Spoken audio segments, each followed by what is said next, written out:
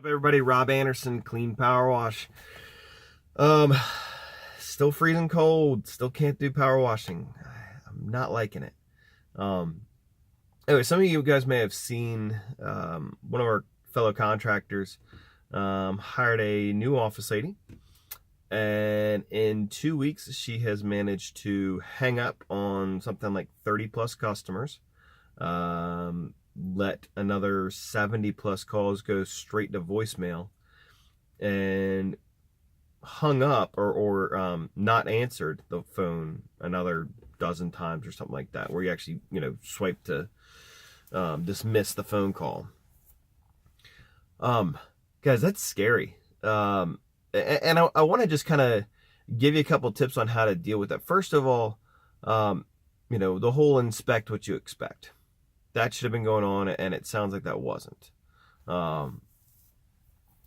Naturally, I think we're all more trusting, and I know I'm trusting to a fault. Some of this stuff, though, I mean, if you're going to give the reins to your phone to somebody, I would still recommend to do something like Google Voice for your voicemail and for basically all your phone call tracking anyways. I use it right now, and that way if I have a missed phone call, it sends me a message. Granted, it's on the same cell phone that just rang. It also sends me an email notification. So now the good part about this is that this particular contractor took his main phone, switched devices, and gave to the office person. So the main phone number is going there. But I'm sure that he still has access to his email on his new phone. So he would have received all these notifications, and after day one or day two of 5 or 6 voicemails, guys, it's January right now. We're not talking about missed phone calls in April and May when it's, crazy go nuts calls. And even then, I mean, the odds of having multiple calls at the same minute or while you're already on the phone with somebody, until you're really, really big, it is kind of statistically not possible. Check one thing real quick. All right. So, and it's really helpful too with Google Voice that I don't have to delete messages. I have my entire database of every missed phone call and voicemail ever. The other big thing that really has to be stressed and people have to understand, hopefully your family understands this, when the phone rings, that's money. That is money calling you, and you need to answer and take it. As an employee, especially in the office, when the phone rings, answer it.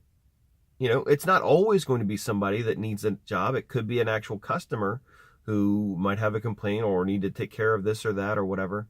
But guys, you've got to understand, and they have to understand, that answering the phone is the biggest priority.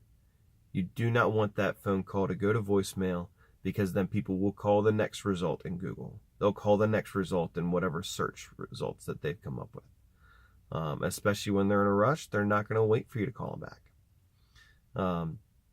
I've been into, auto parts places, and some of them are great. They answer, like if you go to Advance and AutoZone, they answer, boom, immediately. It doesn't matter who they're helping, what's going on, they're always answering that phone. And that's a management, corporate level emphasis on that. They didn't just decide that because it happens at every single Advance and AutoZone or whatever that I go to. Went to Pep Boys. Guy's answering the call, it's ringing, and he just picks it up and slams it back down. And it just blew my mind to see that happen. And he did it again. And he cursed about the GD phone ringing. I'll fix it. No, you didn't fix anything, man. You need to go fix your attitude or get a different job that doesn't involve helping people. Anyways, make sure that if you have staff, and same thing with field techs, make sure that you're inspecting what you expect. It's always a good idea. And also, I mean, if people know that nobody ever checks up on their work, they don't care about it. If they know that somebody does check on it, that's going to make sure that they care about it. So anyways, have a great day, guys.